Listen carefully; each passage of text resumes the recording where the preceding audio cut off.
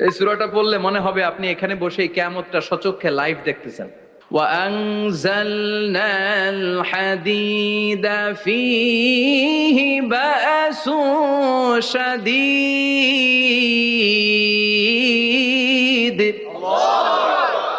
আমি পৃথিবীর মধ্যে লোহা নাজিল করেছি, লোহার ভেতরে আছে ভয়ঙ্কর ধরনের শক্তি। মানাফিউল লিন্নাস, মানুষের জন্য উপকার আছে না নাই? সব কাজে লোহা লাগে। মোবাইল বানাবেন, লোহা লাগবে। গাড়ি, লোহা লাগবে। বাড়ি, লোহা লাগে। এই যে মাইক দিয়ে ওয়াজ করতেছি, লোহা আছে না? লোহা ছাড়া কিছুই হয় না। এই পাহাড়ের এত শক্তি যে পৃথিবীর এই থারথার করে কাঁপুনিকে বন্ধ করে দিয়েছে। হালমিন খালকিকা আসাদ্দা মিনাল জিবাল, ইয়া রব, আপনার সৃষ্টিকুলের মধ্যে পাহাড়ের চেয়ে শক্তিশালী কি কিছু আছে? আল্লাহ বললেন নাম আছে।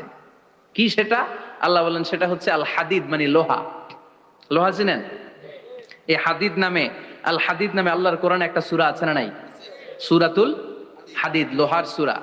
ওয়া আনজালনাল হাদিদ ফীহি বাসুন শাদীদ ওয়া মানাফিউ লিন-নাস। আল্লাহ বললেন আমি লোহাকে নাজিল করেছি। লোহা পৃথিবীর কোনো উপাদান নয়।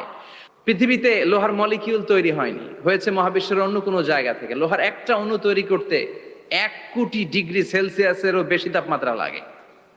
এই লোহাকে আল্লাহ বললেন আমি পাহাড়ের চেয়ে বেশি শক্তিশালী করে বানিয়েছি লোহাকে। সুবহানাল্লাহ পড়েন। ফেরেশতারা বললেন হালমিন খালকিকা আসাদ্দা মিনাল হাদিদ। আল্লাহ, আপনার এই সৃষ্টিকুলের মধ্যে লোহার চাইতেও শক্তিশালী কি কিছু আছে? আল্লাহ বললেন নাম আছে। ফেরেশতারা বললেন মা হিয়া। আল্লাহ বললেন সেটা হচ্ছে আন্নার, আগুন। আগুন লোহাকেও গলিয়ে দেয়। সুবহানাল্লাহ পড়েন। ফেরেশতারা বললেন হালমিন খালকিকা আসাদ্দা মিনান নার। আল্লাহ, আপনার এই সৃষ্টিকুলের মধ্যে আগুনের চাইতেও কি শক্তিশালী কিছু আছে? আল্লাহ বললেন আছে। কি সেটা? আলমা, পানি। পানি মারলে আগুন। সুবহানাল্লাহ পড়েন। ফেরেশতারা বললেন ইয়া রব, হালমিন খালকিকা আসাদ্দা মিনাল মা, আপনার এই সৃষ্টিকুলের মধ্যে পানির চাইতেও শক্তিশালী কি কিছু আছে? আল্লাহ বললেন নাম আছে। সেটা কি? আর রিহ। আর রিহ মানে বাতাস।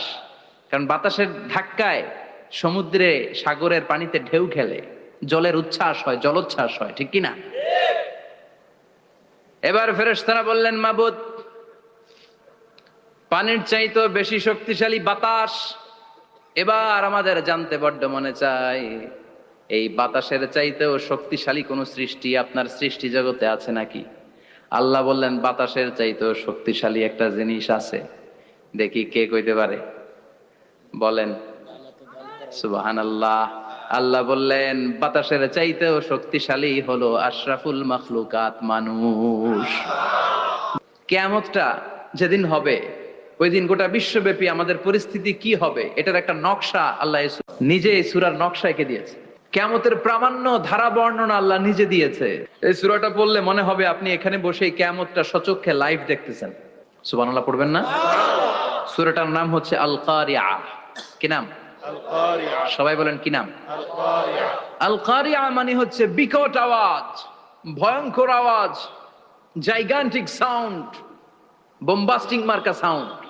যেই সাউন্ড, যে আওয়াজ, যে বিকট শব্দ পৃথিবীর কোনো মানুষ শুনে নাই। The trumpet, the siren, the whistle. বিশাল এক হুইসেল বাজানো হবে। ওই হুইসেল বা সাইরেন বাজানোর ফলে বিকট একটা শব্দে গোটা বিশ্ব ভেঙে খান খান হয়ে যাবে। এটার নামই হচ্ছে আল কারিয়া। চিল্লা এখন সুবহানাল্লাহ। ওই হুইসেল দেওয়ার জন্য, ওই সাইরেন বাজানোর জন্য, ওই সুরের ভেতরে, সিঙ্গার ভেতরে ফুৎকার